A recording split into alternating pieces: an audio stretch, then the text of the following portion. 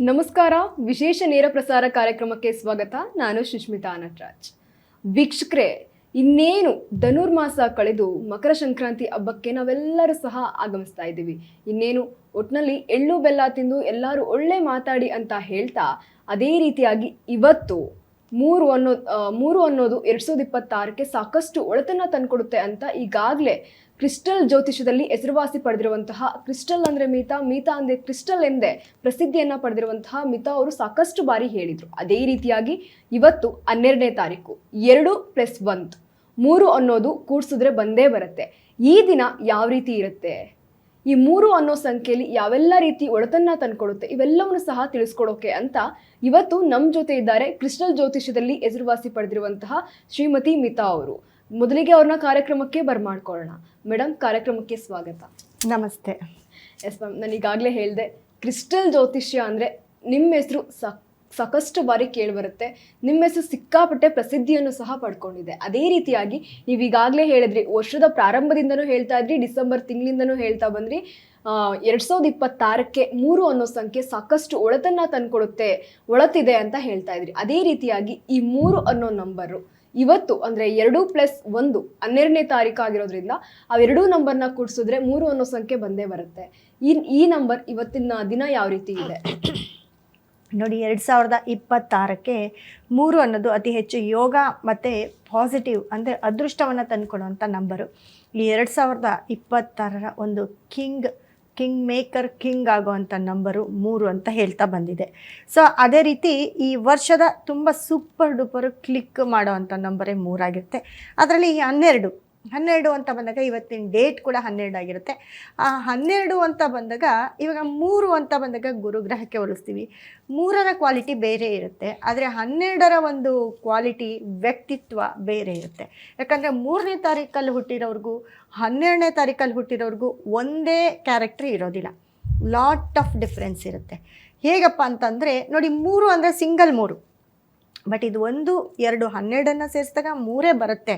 ಅದರ ಕ್ವಾಲಿಟಿ ಇರುತ್ತೆ. ಯಾಕಂದರೆ 1 ಅಂದಾಗ ಸೂರ್ಯ, 2 ಅಂದಾಗ ಚಂದ್ರ, ಈ ಸೂರ್ಯ ಚಂದ್ರ ಸೇರಿ +3 ಅಂದರೆ ಗುರು, ಈ ಸೂರ್ಯ ಚಂದ್ರ ಸೇರಿ ಗುರುಗ್ರಹ ಆಗುತ್ತೆ, 3 ಅನ್ನೋ ನಂಬರ್ ಆಗುತ್ತೆ. ಸೊ ಈ ಎರಡೂ ಕ್ವಾಲಿಟಿ ಮಿಂಗಲ್ ಆಗಬೇಕಲ್ವಾ. 1 ಅಂದಾಗ ಏನಿರುತ್ತೆ, ಇದರಲ್ಲಿ ಡ್ಯುಯಲ್ ಕ್ಯಾರೆಕ್ಟರ್ ಇರುತ್ತೆ.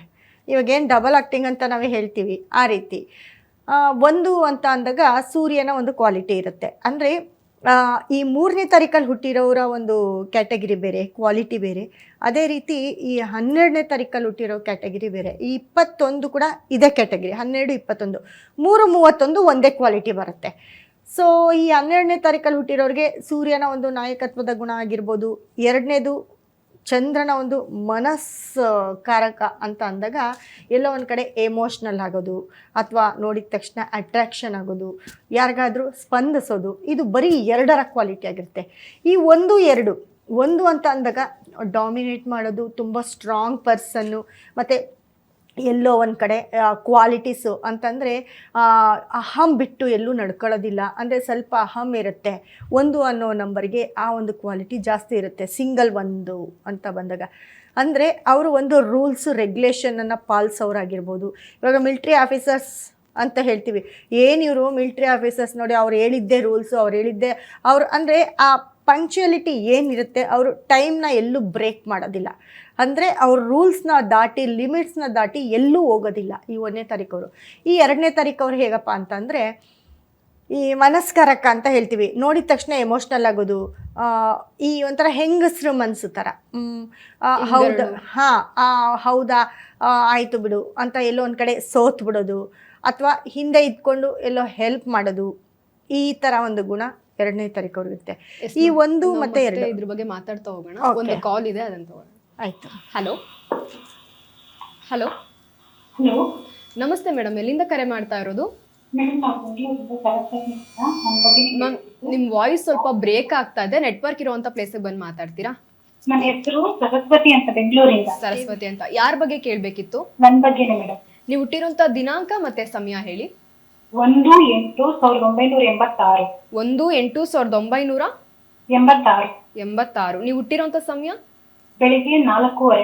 ಬೆಳಿಗ್ಗೆ 4:30ನಾ? ಹೌದು. ಓಕೆ, ನಿಮ್ಮ ಪ್ರಶ್ನೆ ಏನಮ್ಮ?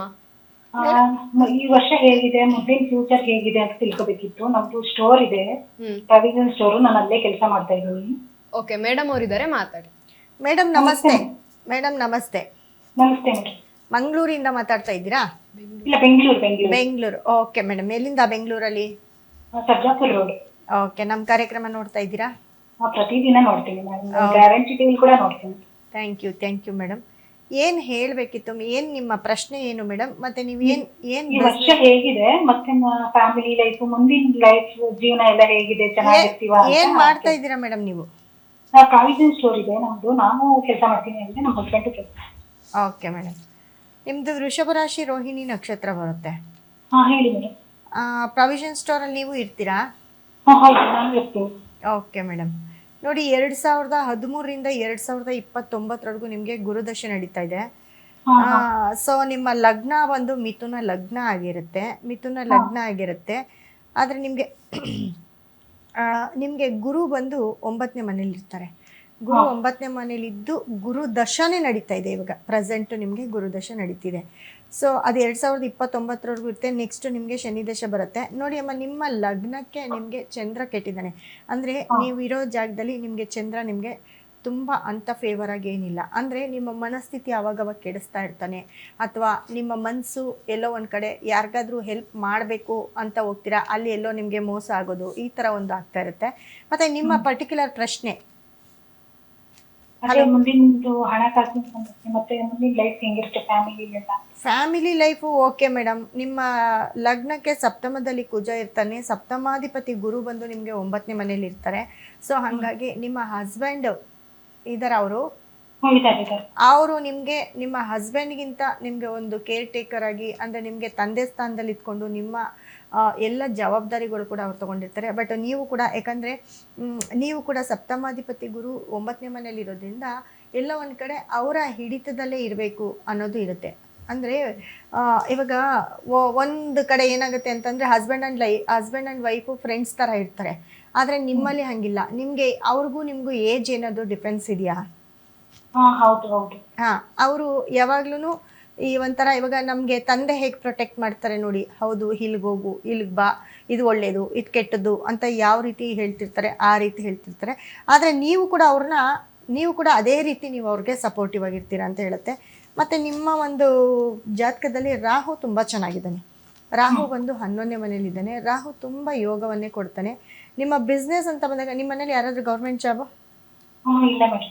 ಯಾರೂ ಇಲ್ಲ. ಮಕ್ಕಳೇನು ಮಾಡ್ತಾರೆ? ಎಷ್ಟು ಜನ? ಓಕೆ. ನಿಮ್ಮ ಮನೇಲಿ ಯಾರಿಗಾದ್ರೂ ಹಿರಿಯರಿಗೆ ಈ 2013ರಿಂದ ಯಾರಿಗಾದ್ರೂ ಸ್ವಲ್ಪ ಹೆಲ್ತ್ ಅಪ್ಸೆಟ್ ಆಗೋದು, ತೊಂದರೆ, ಆ ಥರ ಏನಾದರೂ ಆಗಿತ್ತಾ? ಹಿರಿಯರು ಅಂತ ಅಂದರೆ ನಿಮ್ಮ ತಂದೆ ಆಗಿರ್ಬೋದು, ನಿಮ್ಮ ಮಾವ ಆಗಿರ್ಬೋದು, ಅಥವಾ ನಿಮ್ಮ ತಂದೆ ಸ್ಥಾನದಲ್ಲಿ ಯಾರೇ ಇರ್ಬೋದು, ದೊಡ್ಡಪ್ಪ ಚಿಕ್ಕಪ್ಪ, ಇಂಥವ್ರಿಗೆ ಯಾರಿಗಾದ್ರೂ ಹೆಲ್ತ್ ಸ್ವಲ್ಪ ಏನಾದರೂ ಅಟ್ಯಾಕ್ ಆಗಿತ್ತಾ? 2013ರಿಂದ ಆಚೆ? ಇವಾಗ ಇತ್ತೀಚೆಗೆ 2 years. ಓಕೆ, ಅದನ್ನು ಹೇಳುತ್ತೆ. ಯಾಕಂದರೆ ಇವಾಗ ನಡೀತಾ ಇರೋ ಟೈಮು 9ನೇ ಮನೆ ಇರೋದ್ರಿಂದ 9ನೇ ಮನೆ ದಶ ನಡೀತಾ ಇದೆ. 9ನೇ ಮನೆ ಅಧಿಪತಿ ಶನಿ ಬಂದು ನಿಮಗೆ ನೋಡಿ, ಶನಿ ದಶ ಬಂದಾಗ ಹೆಂಗಿರ್ತಾನೆ? ಶನಿ ದಶ ಇನ್ನು ನಿಮಗೆ 29 ಆದಮೇಲೆ, ಯಾಕಂದರೆ ಶನಿ ಬಂದು ನಿಮಗೆ 6ನೇ ಮನೇಲಿ ಇರ್ತಾರೆ, ಶತ್ರು ಸ್ಥಾನದಲ್ಲಿದ್ದಾರೆ ಶನಿ.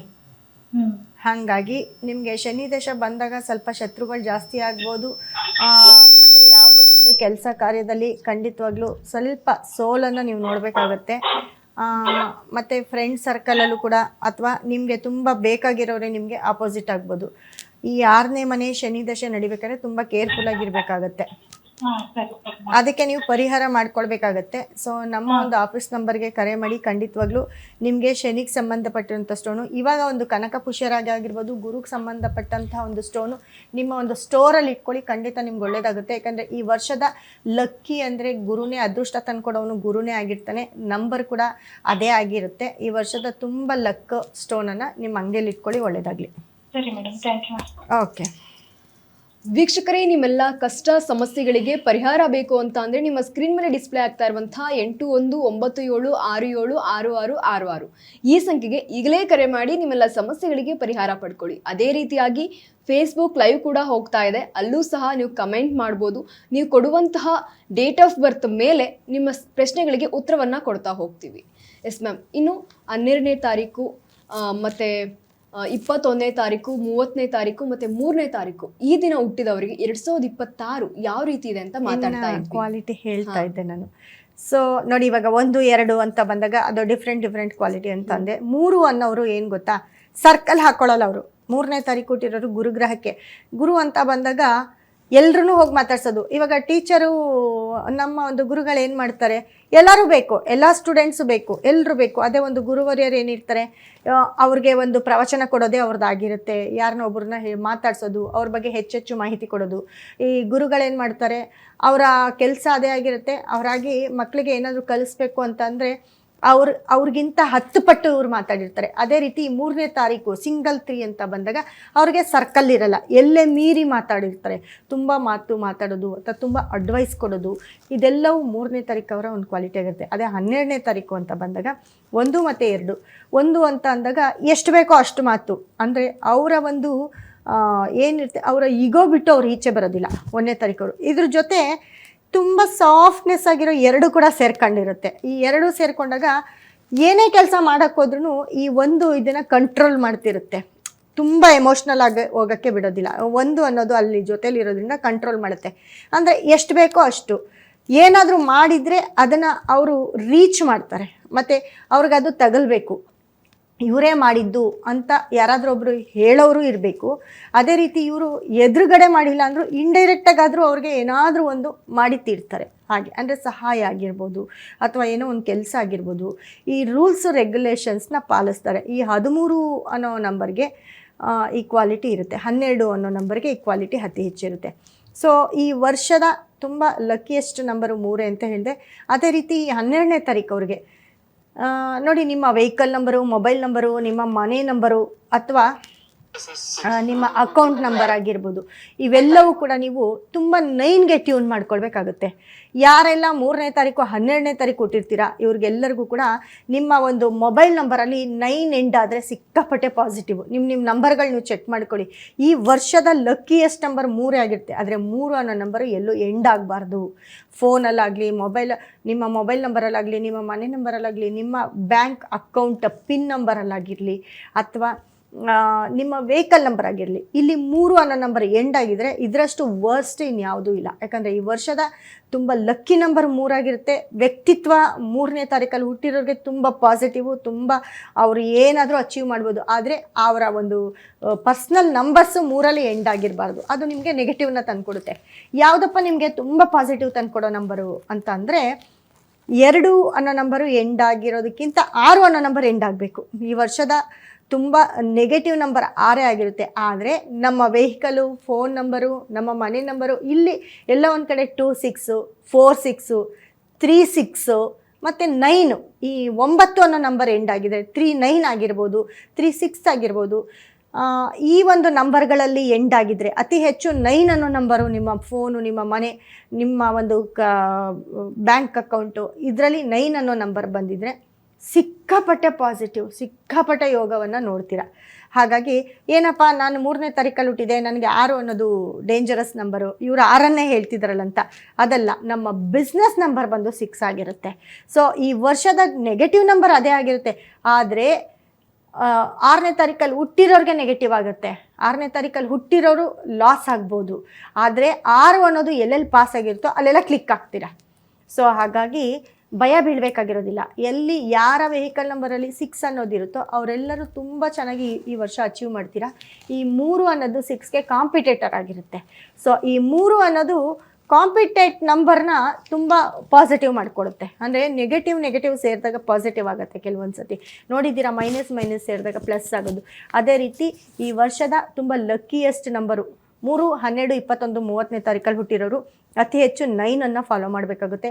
ಅದೇ ರೀತಿ 6ಅನ್ನು ಕೂಡ ಫಾಲೋ ಮಾಡಬೇಕಾಗುತ್ತೆ. 6ಅನ್ನು ಫಾಲೋ ಮಾಡಿದ್ರೆ ಸಿಕ್ಕಾಪಟ್ಟೆ ಲಕ್ಕನ್ನು ನೋಡ್ತೀರಾ.